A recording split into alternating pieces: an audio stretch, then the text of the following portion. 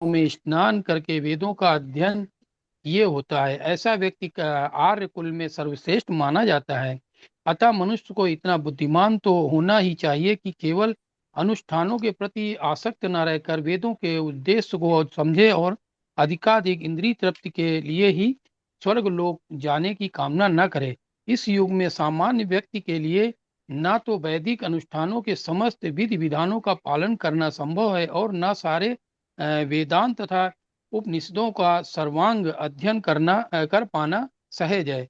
वेदों के उद्देश्य को संपन्न करने के लिए प्रचुर समय, शक्ति, ज्ञान तथा साधन की आवश्यकता होती है। इस युग में ऐसा कर पाना संभव नहीं है, किंतु वैदिक संस्कृत का परम लक्ष्य भगवान नाम कीर्तन द्वारा प्राप्त हो जाता है, जिसकी संस्तुति पतित आत्माओं के उद्धारक भगवान चैतन्य द्वारा हुई है। जब चैतन्य से महान वैदिक पंडित प्रकाशानंद सरस्वती ने पूछा कि आप वेदांत दर्शन का अध्ययन न करके एक भावुक की भांति पवित्र नाम का कीर्तन क्यों करते हैं, तो उन्होंने उत्तर दिया कि मेरे गुरु ने मुझे बड़ा मूर्ख समझकर भगवान कृष्ण के नाम का कीर्तन करने की आज्ञा दी। अतः उन्होंने ऐसा ही किया है और वे पागल की भांति भावोन्मत्त हो गए। इस कलयुग में अधिकांश जनता मूर्ख है और वेदांत दर्शन समझ पाने के लिए पर्याप्त शिक्षित नहीं है। वेदांत दर्शन के परम उद्देश्य की पूर्ति भगवान के पवित्र नाम का कीर्तन करने से हो जाती है। वेदांत वैदिक ज्ञान की पराकाष्ठा है और वेदांत दर्शन के प्रणेता तथा ज्ञाता भगवान कृष्ण ऊंचा है। सबसे अनम्यूट बड़ा करोगे। वेदांती तो यह महात्मा है जो भगवान के अनम्यूट पवित्र नाम का जप करने में आनंद लेता है। संपूर्ण वैदिक रहस्यवाद का यही परम उद्देश्य है। हरे कृष्णा। हरि बोल। हरे कृष्णा। तो देखिए, इसमें हम लोगों ने ये देखा कि इस श्लोक में भगवान ये बता रहे हैं कि जो काम एक छोटा कुआं करता है, लेकिन उसी काम को एक विशाल जलाशय से तुरंत पूरा कर देता है।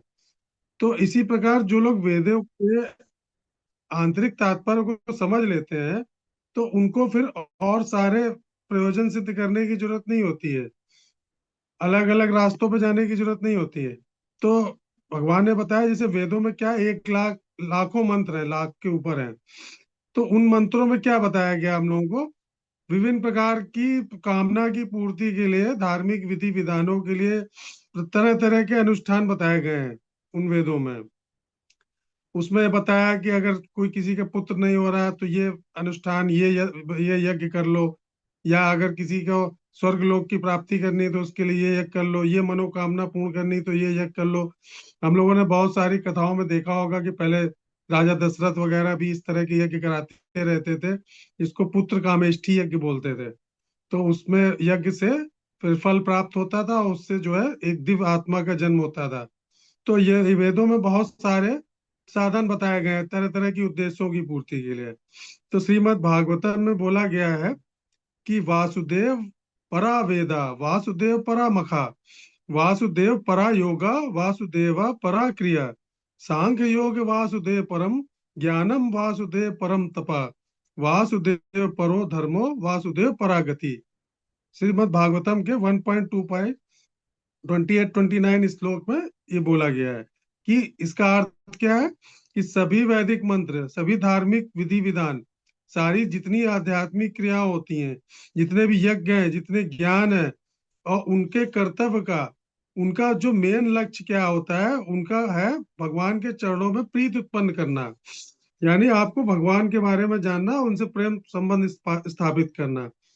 तो जैसे हम देखते हैं कि कोई कड़वी दवा होती है, तो उसको खाने के लिए उसको क्या किया जाता है, औषधि पे मीठा लेप लगा दिया जाता है। जैसे होम्योपैथिक दवा आप ले सकते हैं कि होम्योपैथिक दवा कड़वी है तो उसको क्या शक्कर की गोली में डाल के दिया जाता है। कोई सिरप कड़वा है तो उसको मीठा कर दिया जाता है, ताकि क्या करे, उसका टेस्ट अच्छा लगे और आदमी उस कड़वी दवा को खा ले। तो वही चीज वेदों में भौतिक प्रगति वाले मनुष्यों के लिए वो की गई है कि उनको पहले सांसारिक प्रलोभनों की तरफ आकर्षित करो, और जब वो मंत्र और वेदोच्चार क्रियाकलाप उनको अच्छे लगने लगे, फिर धीरे धीरे धीरे धीरे फिर उनका उद्देश्य सांसारिक बंधनों से विरक्त करके और उनको क्या करना है, भगवान में अनुरक्त करने में सहायता करना है। तो वेदों की रचना जो हुई थी वो इसीलिए की गई थी। तो जब मनुष्य भगवान में पूरी तरह से लीन हो जाएगा तो उसका वैदिक मंत्रों का, वेदों की रचना का जो तात्पर्य है, वो प्रयोजन किया गया था, वो सिद्ध हो जाएगा। तो भगवान उद्धव को उपदेश देते हैं श्रीमद् भागवत में, आज्ञा एवं गुणान दोषान मया दिष्टा नपि स्वकान धर्मान सत्य जय या सर्वान माँ भजेत सा सत्तमा। ये भागवतम जब पढ़ेंगे तो 11.11 में ये श्लोक दिया गया है कि वेदों में मनुष्य के लिए सामाजिक और धार्मिक विधि विधानों से संबंधित विभिन्न कर्तव्य निर्धारित किए गए हैं, लेकिन जो मनुष्य, जो ज्ञानी पुरुष इसके अंतर्हित अभिप्राय, मतलब इसमें जो कहा जा रहा है उसके अभिप्राय को अगर समझ लेते हैं और बीच में जो लुभावनी बातें लिखी हैं उसको त्याग देते हैं और पूर्ण समर्पण भाव से, भगवान कह रहे हैं अगर मेरी भक्ति और सेवा में तल्लीन रहते हैं तो मैं उनका परम भक्त मानता हूं उन लोगों को। तो अब देखें, इसमें ये बताया गया कि एग्जाम्पल दिया कि इसे छोटे कुएं की, जो पहले प्राचीन काल में क्या होता था कि अलग अलग उस चीजों के लिए अलग अलग कुएं खोदे जाते थे। जैसे एक कुआं नहाने के लिए अलग होता था, फिर जल पीने के लिए कुआं अलग होता था, फिर वो कपड़े धोने के लिए अलग, तो तीन चार कुएं खोद दिए जाते थे गांव वाले, फिर उन्हीं से यूज करते थे। तो अब वही चीज इसमें बताई जा रही है कि आप चार कुएं खोद लो, लेकिन अगर उसी गांव से कोई नदी बह रही है, इसमें बहता हुआ पानी, तो वो नदी आपके समस्त प्रयोजनों को सिद्ध कर सकती है। आप उससे कपड़े भी धो सकते हो, पीने का जल भी ले सकते हो, स्नान भी कर सकते हो, क्योंकि उसका जल क्या है, बह रहा है। तो वेदों की जो उत्पत्ति की गई थी वो इसीलिए की गई थी कि उसमें जो उद्देश्य बताए गए हैं उसके पीछे के उद्देश्य को जानना चाहिए कि क्या है समस्त प्रकार का वेदों का उद्देश्य, कि ब्राह्मण जो पूर्णता सिद्ध होता है वो वेदों के उद्देश्य को जान लेता है और इस तरह का आध्यात्मिक ज्ञान प्राप्त करता है। तो भगवान कृष्ण अर्जुन से वेद बता रहे हैं कि वेद तीन गुणों की बात करते हैं। मनुष्य को क्या करना है, इन तीनों गुणों से, सतो रजो तमो गुण से परे जाना है। तो ये नहीं कह रहे कि वैदिक साहित्यों का तुम अनुसरण करना बंद कर दो, इसको त्यागना नहीं है, लेकिन तुम्हें उससे परे जाना है।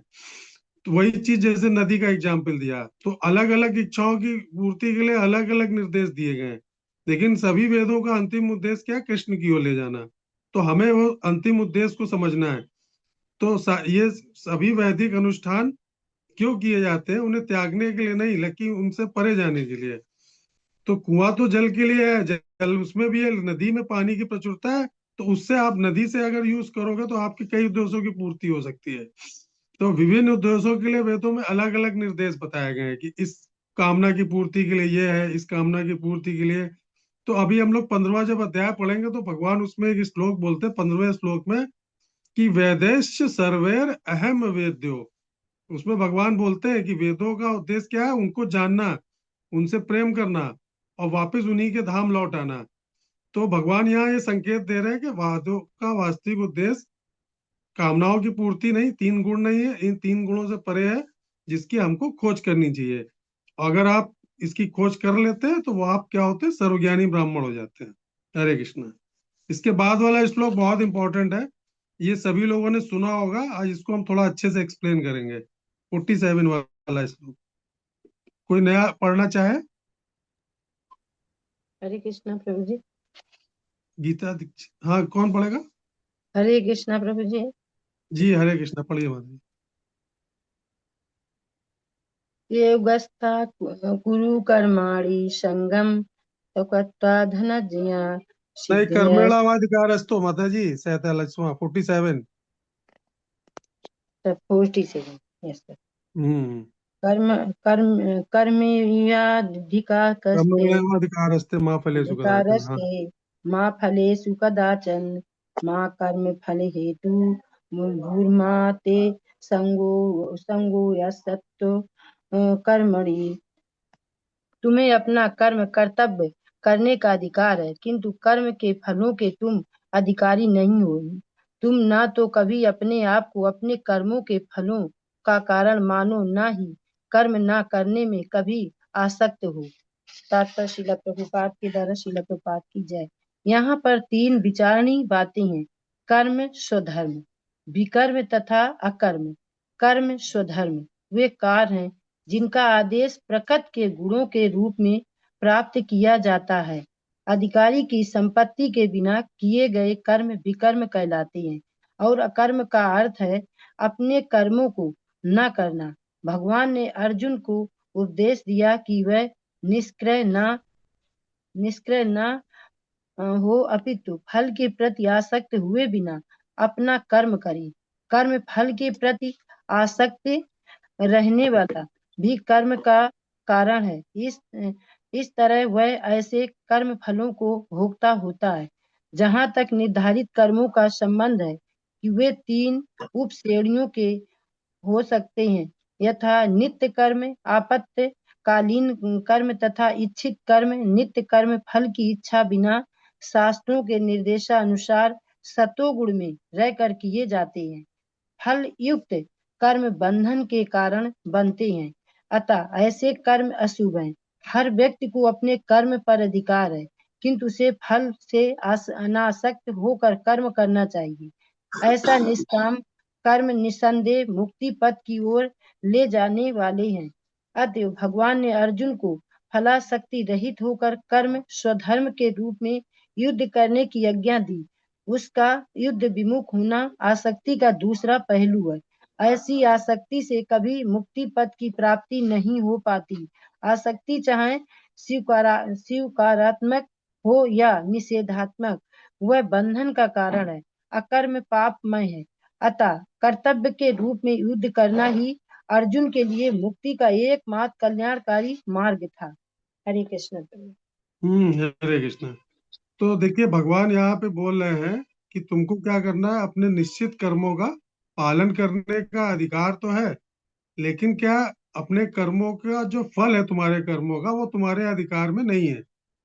तो तुम स्वयं को अपने कर्मों के फलों का कारण मत मानो और ना ही अकर्म मतलब कर्म ना करना रहने में आसक्ति रखो। तो ये श्लोक सभी लोग जानते हैं, बहुत बार सुना भी होगा, स्कूल कॉलेजों में भी पढ़ाया जाता है, लोग अक्सर बोला भी करते हैं। तो कर्म योग के जो विषय है इसकी चर्चा में भी इस श्लोक का उल्लेख होता है। तो इसमें 4 चीजें मेन मेन पॉइंट क्या है। पहला, भगवान कह रहे तुम अपना कर्म करो लेकिन इसके फल की चिंता ना करो। तुम्हारे कर्म का फल तुम्हारे सुख के लिए नहीं है, अर्थात तुम अपने कर्मों के फल के भोक्ता नहीं हो। तीसरा, कर्म करते समय तुम कर्ता होने का अहंकार ना करो। फिर चौथा, अकर्मण रहने में आसक्ति न रखो कि भाई हम कब फल नहीं मिलना, इच्छा नहीं रखनी तो हम कर्म ही नहीं करेंगे। तो भगवान कह रहे कर्म करो, फल की चिंता ना करो। तो आपको अपने कर्म करने का अधिकार है, इसका फल आपके प्रयासों पर निर्भर नहीं है। परिणाम जो उसका होगा उसका निर्धारण सुनिश्चितता ये आपके प्रयत्न और आपके भाग पे निर्धारित होती है। यानी जो आपके पूर्व कर्म होंगे और जो ईश्वर की भगवान की इच्छा होगी, अन्य लोगों के प्रयास, संबंध, मनुष्यों से संयुक्त कर्म, स्थान और परिस्थितियां, इसमें बहुत सारे तत्व मिलके उसका परिणाम उत्पन्न करते हैं। तो जब आपकी इच्छा के अनुसार आपको परिणाम नहीं मिलता है तो आप क्या होता है, चिंतित हो जाते हो कि जब ये हमारी इच्छा के अनुरूप नहीं मिल रहे हैं तो हम दुखी हो गए। तो भगवान अर्जुन को कह रहे फल की चिंता ना करो, तुम केवल क्या करो, अपने कर्म पर ध्यान करो, उस पर केंद्रित करो। वास्तव में तुम्हें इसके परिणाम की चिंता नहीं करनी है, लेकिन प्रयास तुमको पूरा करना है। तो एक बहुत अच्छी लाइन बोली जाती है, NATO उसका फुल फॉर्म होता है नॉट अटैच टू आउटकम। मतलब आपको परिणाम की प्रति आसक्ति नहीं करनी है, क्या आउटकम हो रहा है उसको नहीं देखना है। आप इसको दैनिक कर्म के समान समझिए। जैसे कोई आदमी गोल्फ खेलता है तो उसको इंटरेस्ट आ रहा है इसलिए वो खेल रहा है, क्या होगा, स्कोर कम ज्यादा होगा, या कोई गेम खेल रहा है लेकिन उस पर वो ध्यान नहीं देता है, वो केवल अपना शॉट खेलेगा और बस आगे खेलता रहेगा। तो कर्मों का फल हमारे सुख के लिए नहीं होता है। कर्म करना क्या है, मानव की स्वाभाविक प्रवृत्ति है। बिना कर्म के कोई मनुष्य रह नहीं सकता संसार में, चाहे उसकी पारिवारिक परिस्थिति, सामाजिक स्थिति हो, उसका बिजनेस हो। संसार में जन्म लेने के बाद आपको उसी के अनुसार अपने सारे कार्य करने पड़ते हैं, चाहे कोई हाउस वाइफ हो चाहे कोई भी हो, सबको कर्म करना है। तो कर्मों को करते समय आपको ये स्मरण रखना है कि आप इसका जो फल है उसके भोक्ता नहीं हो। इसके जो फल है वो भगवान के सुख के निमित्त है, क्योंकि आप क्या हो, भगवान के अणुअंश हो। और आपका हमारा ये स्वभाव है कि अब हम अपने सभी कर्मों को भगवान की सेवा में अर्पित करें, क्योंकि भगवान क्या है, संपूर्ण सृष्टि के परम स्वामी है। सभी अचर अचर प्राणी इस ब्रह्मांड के क्या है, उनके सेवक हैं। तो इन विचारों से संसारिक चेतना का प्रकट होता है कि क्या है, मैं उन सभी वस्तुओं का जो मेरे अधिकार में है, मैं उसका स्वामी हूँ। ये सारे पदार्थ है जो मैं धन रुपया पैसा कमा रहा हूँ, किसके लिए? मेरे सुख के लिए। मुझे अपनी पद प्रतिष्ठा ऐश्वर्य, अपना ऐशो आराम, इसको बढ़ाने का पूरा अधिकार है, क्योंकि मैं कर्म कर रहा हूँ। ये तो एक सामाजिक चेतना हो गई आपकी। लेकिन जो आध्यात्मिक चेतना में व्यक्ति होता है, तो वो इस प्रकार के विचारों को नहीं सोचता। वो सोचता है कि भगवान ही संसार के सारे सुख ऐश्वर्य के स्वामी है, और मैं क्या हूँ? उनका मैं केवल सेवक हूँ। और मेरा जो भी सर्वस्व है वो क्या है? उनका है, भगवान का। और मैं जो भी कर्म कर रहा हूँ, मैं जो भी कमा रहा हूँ, उसका फल मुझे भगवान को अर्पित करना चाहिए। तो भगवान इस श्लोक में यही बात कह रहे हैं कि तुम स्वयं को अपने कर्मों का भोक्ता ना समझो। कर्म करते समय अपने कर्ता होने का अहंकार मत करो। भगवान चाहते हैं कि अर्जुन इस कर्म को कर्ता मानने के अभिमान का त्याग कर दे। वो बोलते हैं कि अपने कर्मों से पूर्ण कल्पित उद्देश्यों का अनुसरण ना करे, और अपने स्वयं के कार्यों का परिणाम का कारण ना माने। तो जब हम कर्म करते हैं तो कर्ता क्यों माने हम अपने आप को? इसका मेन रीजन क्या होता है कि हमारी इंद्रियां और मन और बुद्धि क्या है? जड़ है। तो जड़ है तो फिर इसको शक्ति कौन देता है? तो इसको शक्ति देते हैं भगवान। और उसके बाद हमारे संज्ञान पर छोड़ देते हैं, जिसके फलस्वरूप क्या होता है? हम कार्य करने में समर्थ होते हैं।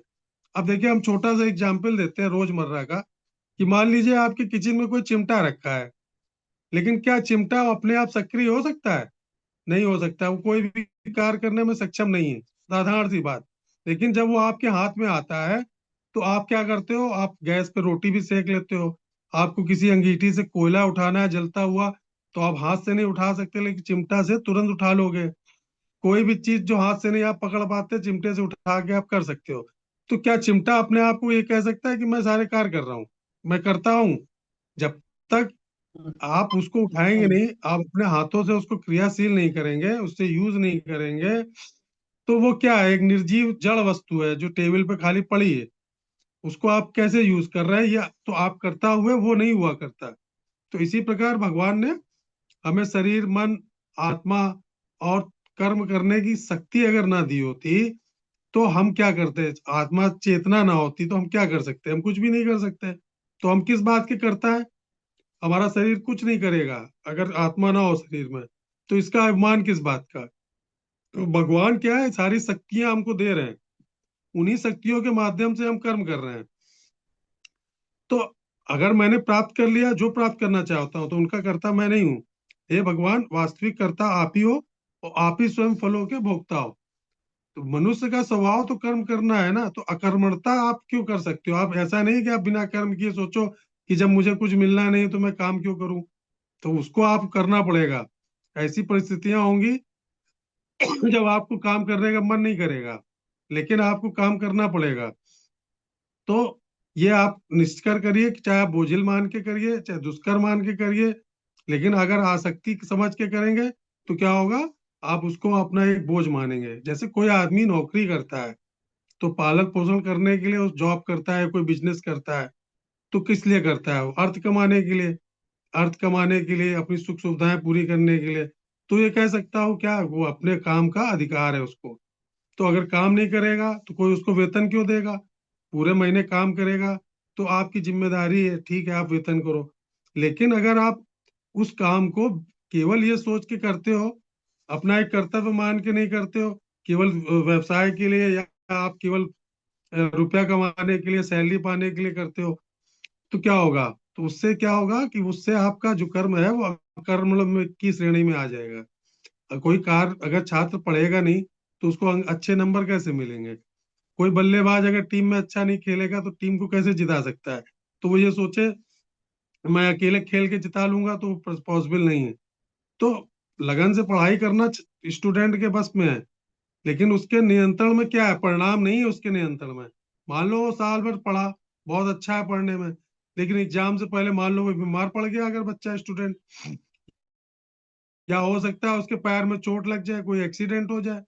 या हो सकता है अगर उसने बहुत अच्छा पेपर दिया, कॉपी चेक करने वाला टीचर, हो सकता है उस समय उसका मूड खराब हो, तो वो उसको नंबर उस हिसाब से ना दे, नंबर उसको कम दे दे, जितना उसने किया उतने नंबर ना दे।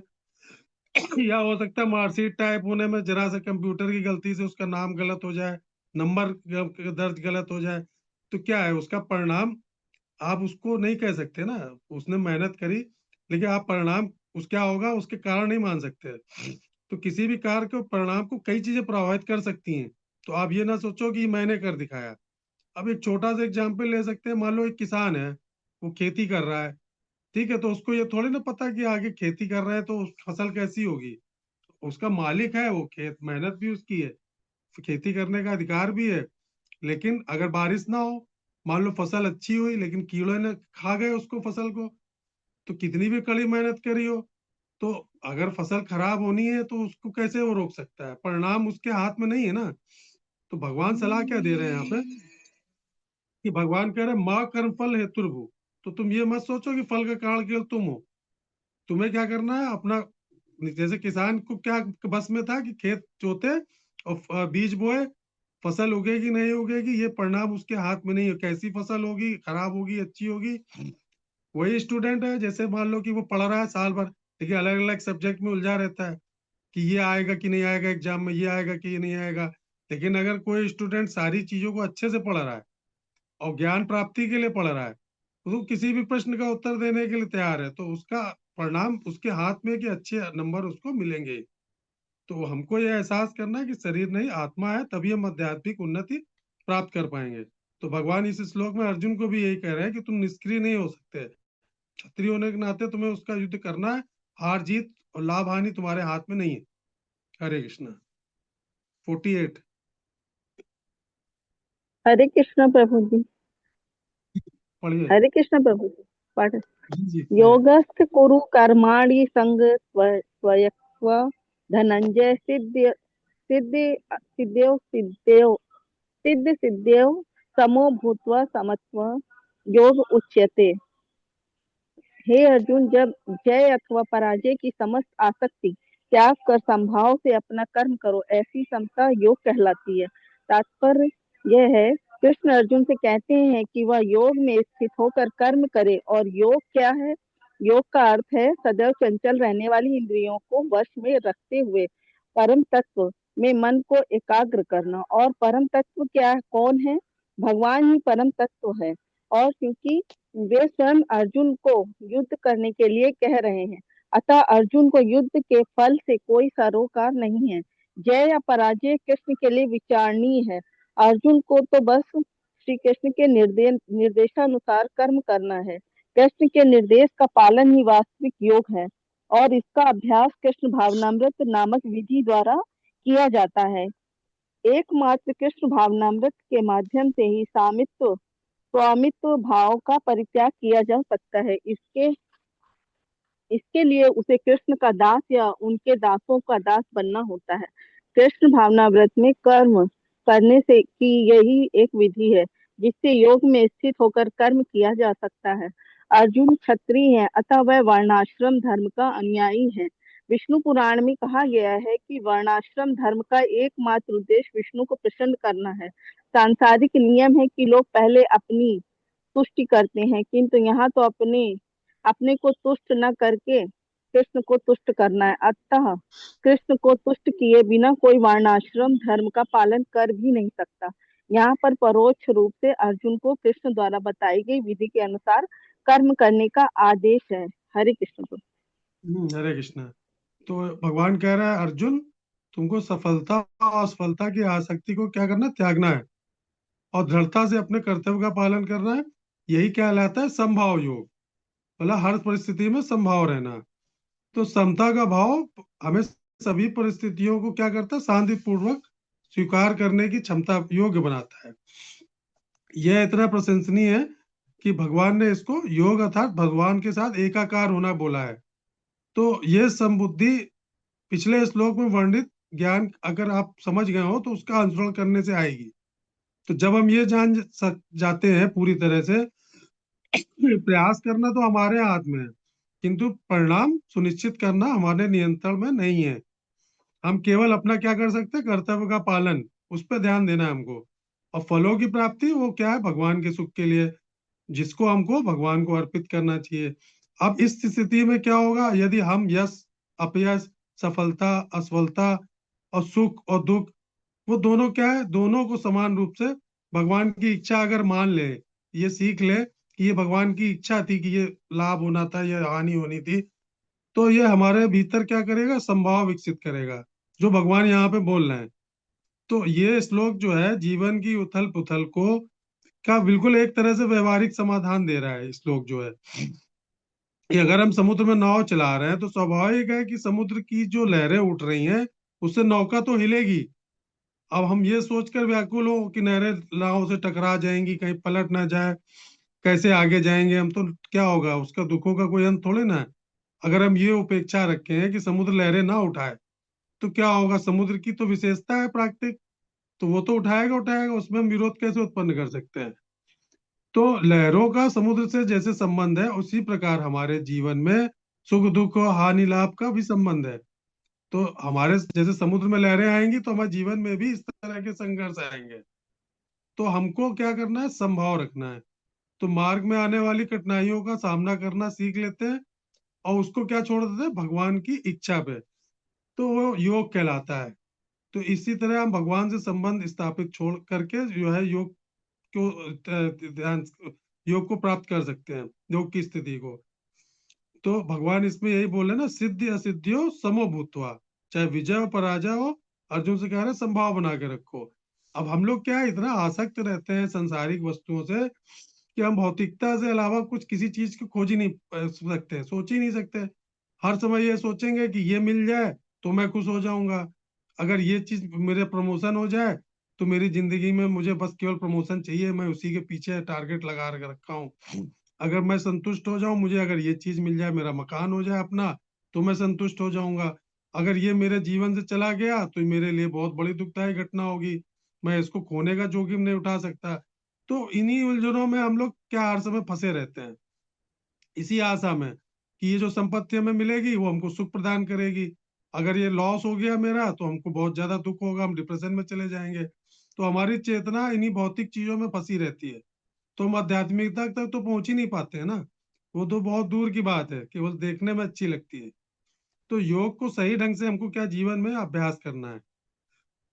भौतिक वस्तुओं को बहुत गहराईता गंभीरता से नहीं लेना है, कि भौतिक वस्तुओं को प्राप्त करने पे अपना सारा लक्ष्य केंद्रित नहीं करना है। शाश्वत आध्यात्मिक सत्य हासिल करना, उसको जानना, भगवान के बारे में जानना, ये हमारा मेन उद्देश्य होना चाहिए जीवन का। तो क्या करना है, बहुत ज्यादा प्रॉफिट हो, किसी चीज की प्राप्ति हो तो अत्यधिक एक्साइटेड नहीं होना, लॉस हो जाए तो डिप्रेशन में नहीं जाना। तो अपनी चेतना को आध्यात्मिक बनाने के लिए हमको क्या करना है, योग का अभ्यास। योग का अभ्यास भगवान बार बार कह रहे हैं क्या, 6.17 में बताएंगे भगवान, युक्ताहार विहार युक्त संगसु, यानी खान पान और मनोरंजन, इसको क्या करो, संयम करो इसमें, हर चीज खाने के लिए ना भागो। तो जीवन में जब संतुलन बना के रखोगे तभी तुमको दुखों से मुक्ति मिल सकती है। आगे बताएंगे भगवान, योगो भवति दुखा। तो योग के अभ्यास से ही व्यक्ति है आत्मात्मिक स्तर को समझ सकता है, जहां आप दुखों से मुक्ति प्राप्त कर सकते हो। तो भगवान यहाँ पे एक चीज और बता रहे हैं कि आपको आध्यात्मिक वास्तविकता से जुड़ना है। आगे के अध्याय में बताएंगे भगवान, समत्वम योग उचित है। तो युद्ध क्षेत्र में जो कुछ भी हो भगवान कर रहा है, उसको ये समझना है कि वो आध्यात्मिक विकास के लिए कर रहा है, बल्कि किसी उसके लिए नहीं कर रहा है कि कोई रिश्तेदार मर जाए या वो मर जाए, हार जाऊं मैं जीत जाऊं, क्या होगा, स्वर्ग नरक, इस पे विचार ना करके तुमको क्या करना, अपने कर्तव्य का पालन करो। हरे कृष्णा। अगला श्लोक 49। हरे कृष्णा प्रभु जी, हम पढ़ें। पढ़िए पढ़िए। दूरेण है वरम कर्म बुद्धि योगा धनंजय, बुद्धो शरणमन्विच्छ कृष्ण फल हेतवः। हे धनंजय, भक्त के द्वारा समस्त गर्हित कर्मों से दूर रहो और उसी भाव से भगवान की शरण ग्रहण करो। जो व्यक्ति अपने सकाम कर्म फलों को भोगना चाहते हैं वे कृपण हैं।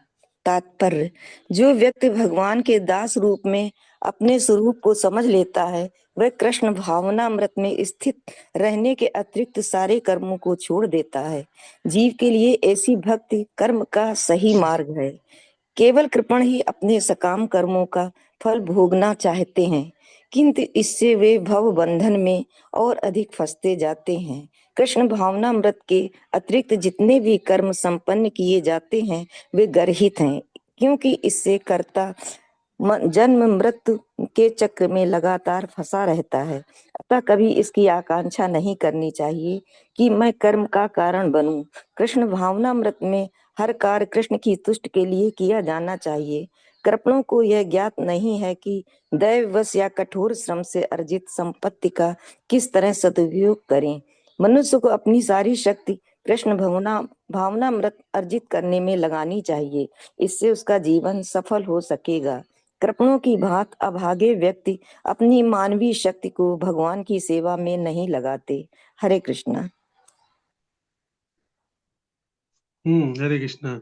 देखिए भगवान यहाँ पे बोल रहे हैं कि अर्जुन, दिव्य ज्ञान और विवेक की जो सरल गहल करनी है तुमको, उसमें फलों की आसक्ति युक्त कर्म से तुम दूर रहो, और दिव्य ज्ञान से स्थिति बुद्धि के द्वारा निष्पादित किए गए कार्यों से निकृष्ट है।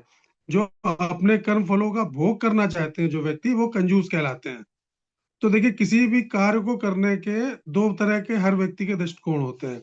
एक तो क्या हमारी बाह्य गतिविधियां, बाहरी तौर से हम क्या कार्य कर रहे हैं, और उनके प्रति, उस कार्यों के प्रति मेरी आंतरिक मनोवृत्ति क्या है। तो एक छोटा सा एग्जाम्पल हम लोग लेते हैं कि जैसे मान लिए कहीं कोई मंदिर बन रहा है, ठीक है, वृंदावन में या कानपुर में कहीं धाम में मंदिर बन रहा है। तो उस मंदिर को बनाने वाले लेबर लगे हैं जो, तो उनको इससे कोई लेना देना नहीं कि वो क्या बना रहे हैं, किसके लिए बना रहे हैं। उनको क्या है, उनकी मनोवृत्ति क्या है। उनको यह है कि पर डे हमको इतना पैसा मिलना चाहिए। अगर कोई ठेकेदार उनको ज्यादा पारिश्रमिक पर अपॉइंट कर लेगा, ले लेगा, तो वो मंदिर बनाना छोड़ के भाग जाएंगे। वो, उनको इससे मतलब नहीं कि मैं मंदिर बना रहा हूँ, एक पुण्य का काम कर रहा हूँ, मुझे आगे क्या इसका फल प्राप्त हो सकता है। लेकिन वहीं धाम में मान लीजिए कोई संत हैं या कोई धार्मिक लोग हैं, तो वो देख रहे हैं कि इतना बड़ा मंदिर हमारे शहर में बन रहा है, तो ये क्या है, भगवान की सेवा हो रही है। तो उसके लिए वो हजारों लाखों लोग कार सेवा करने के लिए जुट जाते हैं। आपने अयोध्या में भी देखा होगा। तो क्या होता है कि ये भावना पे निपट करता है। तो जो श्रमिक है और जो साधु भक्त लोग हैं, तो दोनों कार्य वही कर रहे हैं। लेबर वाला भी ईंटें ढोना, सीमेंट मसाला, सब कुछ वही कर रहे हैं, एक समान है। लेकिन देखिए दोनों की मनोवृत्ति क्या हो गई, अलग अलग हो गई। लेबर किस लिए कर रहा है कि उसको पैसे से मतलब है, उसको भगवान का मंदिर बने क्या बने उसको कोई लेना देना नहीं है। और संत को क्या है कि अगर एक मंदिर बन जाएगा, भगवान के मंदिर निर्माण में अगर हम सहयोग करेंगे, तो उसका शास्त्रों में बहुत बड़ा वर्णन किया गया है। मंदिर निर्माण में जो सहयोग करता है तो भगवान उससे बड़े प्रसन्न होते हैं। तो यहाँ मनोवृत्ति सबकी अलग अलग हो गई। तो भगवान अर्जुन से यही बोल रहे हैं कि तुमको अपने कर्तव्यों का पालन करने के लिए अंति आत्मिक प्रेरणा से ऊपर उठना है। कि भगवान घोषणा करते हैं कि जो लोग स्वयं को सुखी रखने के प्रयोजन से कर्म करते हैं वो दुखी होते हैं, लेकिन जो लोग बिना फल की आसक्ति के समर्पित होके समाज के कल्याण के लिए या फिर अपने कर्तव्य के पालन के लिए कर्म करते हैं, तो वो मेरी नजरों में श्रेष्ठ होते हैं। और जो लोग अपने फल कर्मों का फल भगवान को अर्पित कर देते हैं, वो क्या है, वो बहुत मुझे प्रिय है, क्योंकि वो वास्तव में ज्ञानी है। तो यहाँ पे भगवान कृपण शब्द का प्रयोग कर रहे हैं। तो कृपण शब्द का प्रयोग हुआ, कृपण वो लोग हैं जो ये सोचते हैं कि परम सत्य केवल भौतिक तत्वों द्वारा निर्मित इंद्रिय विषयों के भोग पदार्थ में ही है। श्रीमद् भागवतम में वर्णन किया गया है, कृपणो यो जितेंद्रिया। कृपण वह है जिसका इंद्रियों पर अपना नियंत्रण नहीं है। तो कोई मनुष्य चेतना के उच्च स्तर की ओर अग्रसर होता है, तब वह स्वाभाविक रूप से कर्मों के फल का सुख प्राप्त करने की इच्छा का त्याग कर देता है। यानी आध्यात्मिक स्तर पे, जैसे मंदिर निर्माण बताया अभी, या समाज सेवा की भावना से अगर कोई कार्य कर रहा है, तो क्या होता है, वो पूरी तरह से मुक्त हो जाता है कर्मों के फल से।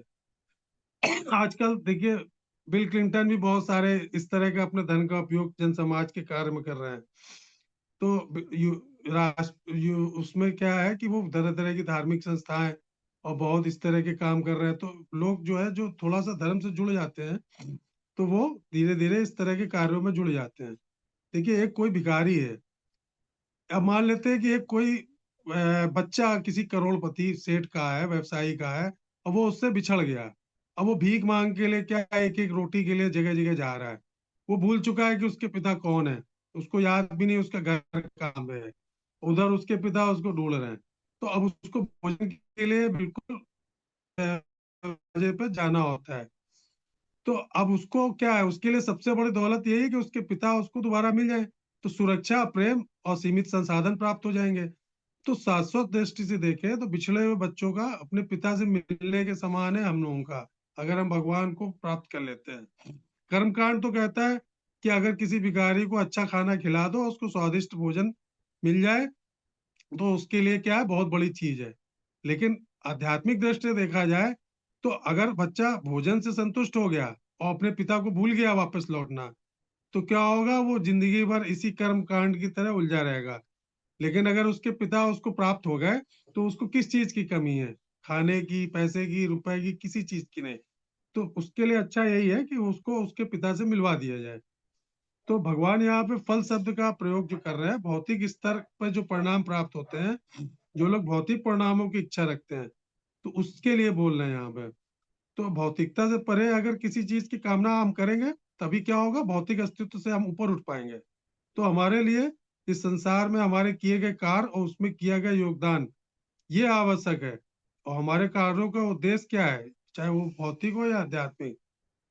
तो कर्मों के फल के लिए जो कार्य करते हैं वो क्या होता है, कंजूस। धन दौलत तो होती है उसके पास, लेकिन वह धन के उच्च उद्देश्य को नहीं देख पाता कि इस धन को हम कहाँ यूज कर सकते हैं। वो कृपण बन के रहता है पूरे जीवन, उस धन को संचय करके रखता है, यूज नहीं करता है। उसको चाहे इतना समझाओ कि इसको दान पुण्य करोगे तो धार्मिक कार्यों में संलग्न करोगे इस धन को, तो तुम्हें पुण्य अर्जित होंगे। लेकिन वो क्या है, उसको कोई मतलब नहीं, वो सिर्फ आध्यात्मिक उन्नति से मतलब नहीं, उसको भौतिक संसाधन। उसको लगता है इतना पैसा अगर हमने दे दिया तो उस समय एक गाड़ी और खरीद सकते हैं, हमारा बैंक बैलेंस और बढ़ सकता है।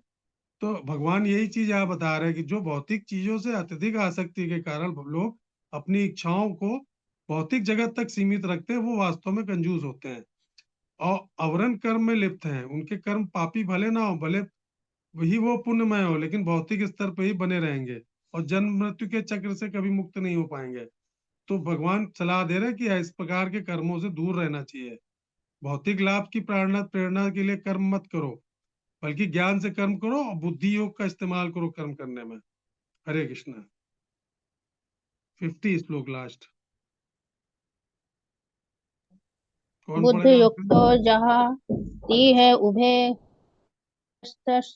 दुष्कृते तस्मा योग गाया युजस्व योगम कर्मसु कौशलम।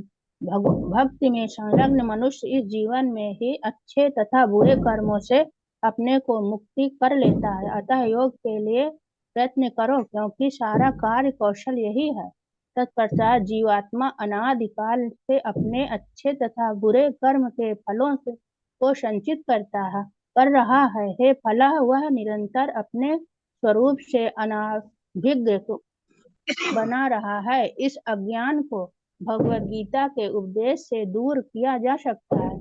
यह हमें पूर्ण रूप में भगवान श्री कृष्ण की शरण में जाने तथा जन्म जन्मांतर के कर्म फल की सुखाला का शिकार बनाने में से मुक्त होने का उपदेश देती है। अतः अर्जुन को कृष्णा भावनामृत में कार्य करने के लिए कहा गया है, क्योंकि कर्म फल के शब्द होने की यही प्रक्रिया है। कर्ममंज बुद्धियुक्तम किम फलम त्वक्ता मनीषिणाम जन्म बंध विमुक्ता पदम गच्छन्त नायामम कर्म। इस तरह भगवत गीता में लगे रहकर बड़े बड़े ऋषि मुनि अथवा भक्तगण अपने आप को इस भौतिक संसार में कर्म के फलों से मुक्त कर लेते हैं। इसी प्रकार ये जन्म मुक्त के चक्र से छूट जाते हैं और भगवान के पास जाकर उस अवस्था को प्राप्त करते जो समस्त दुखों से पूरे हैं। तत्पश्चात मुक्त जीवों का संबंध उस स्थान से होता है जहाँ भौतिक कष्ट नहीं होता है। समामित्रायम पल्लवलप्नं महत्त्वपदं पुरुषयतो मुरारे भवामुम्बं सत्पदं परं पदं पदं पदं यद पदम न एक पढ़ लो माता जी, हरे कृष्णा। जिसने बस करिए माता जी। जी हाँ, बस 50 लेना था, चलिए पढ़ लिया आपने, कोई बात नहीं। ठीक है, तो आप इसको पहले एक्सप्लेन कर लें, फिर अगली बार कर लेंगे। तो इसमें भगवान बता रहे हैं कि जब कोई मनुष्य बिना आसक्ति के कर्मयोग का अभ्यास करता है तो इस जीवन में शुभ और अशुभ कर्म फलों से छुटकारा पा लेता है। इसलिए योग के लिए प्रयास करना चाहिए, जो कुशलता पूर्वक कर्म करने की कला है। तो भगवान यह कर्म योग विज्ञान के संबंध में जो है बता रहे हैं। तो लोग आश्चर्य करते हैं कि यदि परिणाम के प्रति आसक्ति का त्याग कर देंगे तो क्या होगा, उनकी कार्य कुशलता क्या होगी, कम हो जाएगी। तो भगवान श्री कृष्ण यहाँ पे स्पष्ट कर रहे हैं कि बिना निजी स्वार्थ के कार्य करने से हमारे कार्य की क्या गुणवत्ता कम नहीं होती, क्या होता है, बल्कि हम पहले से अधिक कुशलता प्राप्त कर लेते हैं। तो आप देखिए, यहाँ बहुत एक अच्छा सा एग्जाम्पल देते हैं कि अगर कोई सर्जन है, मान लेते बहुत शहर का बहुत माना हुआ सर्जन है, जो दिन भर में 10-15 ऑपरेशन लोगों का आराम से चीरफाड़ कर देता है, सर्जरी कर देता है, और अपने स्वभाव से और सभी समान भाव से वो अपने कर्तव्य को, अपनी ड्यूटी को निभा रहा है। अब वो पेशेंट बच जाता है या मर जाता है, उससे उसको फर्क नहीं पड़ता है, क्योंकि क्या कर रहा है, वो निस्वार्थ भाव से कर रहा है, अपनी पूरी योग्यता से अपना कार्य कर रहा है, क्योंकि उसके परिणामों के प्रति कोई आसक्ति नहीं है। तो अगर ऑपरेशन के दौरान अगर कोई रोगी उससे मर गया तो उसको हत्या करने का अपराध बोध नहीं लगता कि मेरे हाथ से ये मर गया। लेकिन अब बात जब आ जाए कि अगर उसी सर्जन का कोई इकलौता बच्चा हो और उसी के सामने उसका ऑपरेशन उसको खुद को करना हो, तो क्या ऐसी दशा में वह उसका ऑपरेशन कर सकता है, उसका साहस वो जुटा सकता है? लेकिन नहीं, क्यों? क्योंकि उसको अब परिणाम उसको दिखने लगते हैं, क्योंकि उसका बेटा है, उसमें आसक्ति है उसके बेटे में, तो उसमें परिणाम के प्रति आसक्ति आ गई। अब उसके अंदर ये भय आ गया कि मैं चाहे जितनों का लाखों ऑपरेशन कर चुका हूं, मैं अपने बेटे का कर पाऊंगा कि नहीं कर पाऊंगा, वह इस योग्य है भी कि नहीं, उसको अपनी क्वालिफिकेशन पर शक होने लगेगा। तो वो क्या करेगा, वो अपने शहर के 2 और अपने साथ के सर्जन बुलाएगा, ऑपरेशन उनसे कराएगा और खुद साथ में खड़ा रहेगा। तो अब देखिए यहाँ क्या साबित हुआ, जब बात बच्चे की आ गई इकलौते, तो वो उसका परिणाम उससे जुड़ गया, आसक्ति जुड़ी हुई थी, क्योंकि बच्चे से, बाकी मरीजों से आसक्ति नहीं थी उसकी। तो उसकी आसक्ति ने क्या किया, उसकी कुशलता को नहीं छीन लिया, क्वालिफिकेशन वही है, उसके हाथ भी वैसे ही एक्सपर्ट है, लेकिन आसक्ति की वजह से उसको निगेटिविटी आ गई माइंड में कि कहीं ऐसा ना हो मेरे ऑपरेशन के दौरान कुछ हो जाए, मेरे हाथ के हो जाए, ऐसा हो जाए, तो वो उससे डर गया। तो यही चीज है कि हम बिना आसक्ति के कार्य करेंगे तो क्या होगा, उससे हमें घबराहट, आशंका, ये सब चीजें नहीं होती हैं, अधीरता नहीं होती है, और हमारी कुशलता भी प्रभावित नहीं होती है, अगर बिना आसक्ति के जैसे वो कर रहा था ऑपरेशन। तो अर्जुन को भी भगवान यही कह रहे हैं, उदाहरण दे रहे हैं कि तुमको फल की आसक्ति को त्यागो, इससे तुम्हारी कार्य कुशलता पे कोई प्रतिकूल प्रभाव नहीं पड़ेगा। तो अर्जुन से विजयी होने के लिए राजपाट की इच्छा के साथ युद्ध करना चाहते थे। तो भगवान ने ये कहा कि तुमको राजपाट की इच्छा भी नहीं देखनी है और ये भी नहीं देखना कि कौन तुम्हारे सामने खड़ा है या कौन मर रहा है, कौन जी रहा है। अब देखिए, इसमें कई चीजें इसमें ध्यान देने वाली हैं कि जैसे आजकल हम लोग क्या 21वीं सदी में जी रहे हैं, तो शास्त्रों में हमारे जो दुनिया बताई गई है उसमें क्या एग्रीकल्चर के बारे में ज्यादा बताया है, कृषि प्रधान। हमारे पहले का जो जीवन था शास्त्रों में, तो सब कृषि प्रधान था। तो शहरों में आजकल क्या है, वो टेक्निक शहर वाली है, गांव वाली नहीं है ना। तो अब हम ये कह सकते हैं कि 21वीं सदी में जब हर चीज मॉडर्नाइज है, तो हम जब चारों तरफ भौतिक चीजें देख रहे हैं, तो हम अपने जीवन के सेंटर में कृष्ण को कैसे रख सकते हैं? इसके लिए कोई समान दिशा निर्देश नहीं बताया गया है। तो ये कर सकते हैं जैसे हम लोग कि घर में कोई काम कर रहे हैं तो हरे कृष्ण महामंत्र लगा लिया, म्यूजिक प्लेयर पे लगा सकते हैं आप कृष्णा धुन, है ना, म्यूजिक सुन सकते हैं, उससे संबंधित मूवी देख सकते हैं, मोबाइल पे आप भगवान कृष्ण की फोटो वाले वॉलपेपर लगा लीजिए। तो जब आपकी नजरों के सामने या किसी तरह की, जैसे ये आध्यात्मिक क्लासेस चलती हैं, सत्संग होते हैं, तो उनसे आप जुड़ के रह सकते हैं। तो उससे क्या होगा, आपको भगवान का स्मरण होता रहेगा। तो इस आधुनिक काल में भी अगर हम इस तरह के लोगों से या इस तरह की चीजों से जुड़े रहते हैं, तो हम क्या होता है कि हम भक्ति योग से जुड़े रहते हैं। तो भगवान इसमें कह रहे हैं योग का अभ्यास करो। तो ततो युद्धाय युजस्व, तो भगवान कह रहे हैं युद्ध के लिए युद्ध करो, फिर बाद में भगवान कहते हैं स्वधर्म का पालन करो। तो भगवान कह रहे हैं योग का अभ्यास करने से व्यक्ति क्या रहता है, अंतर्विहित रहता है। यानी कर्म को नहीं त्यागना है, कार्य में उसको अपने कौशलता लानी है। यानी आपको जीवन में ये सोचना है कि आपको अपने लक्ष्य तक कैसे पहुंचना है। जैसे मान लीजिए कोई ड्राइवर है, ट्रेन चलाते है, रोज चलाता है। अचानक उसको लगता है कि मैं क्यों दो पटरी पे चल रहा हूँ, मैं एक ही दिशा में क्यों जा रहा हूँ।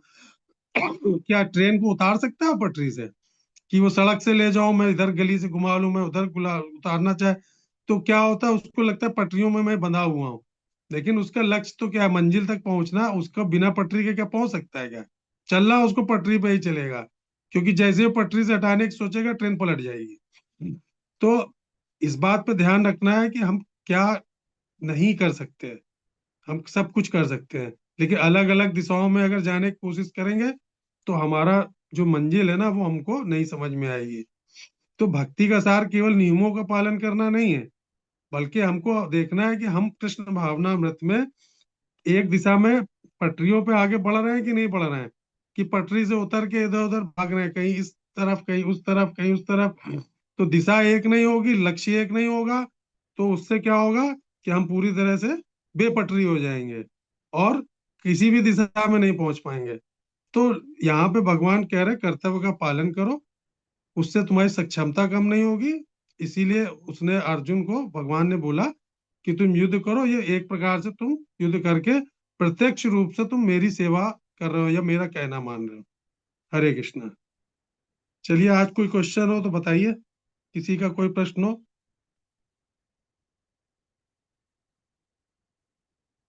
आज के सेशन में किसी का कोई प्रश्न है? सब आ गया समझ में सबको? प्रभु जी कर्म के लिए बता रहे हैं कि कर्म कुछ हाँ, भी करना है, लेकिन भगवान को सेंटर में रख के कार्य करना बस है ना। वही। हाँ, इसमें यही बता रहे कर्म के बारे में। लोग जैसे भौतिक सेंटर में संसार में रखना वो है और अपने फिर को करते हैं। आपको फल से आसक्ति नहीं रखनी है। हाँ, फल से आ सकती नहीं है। ये तो है ना? भगवान जो की ना दिए समझ में आप गए। पूछ सकते हैं। हाँ। समझ में आया सब क्या बताया गया आज?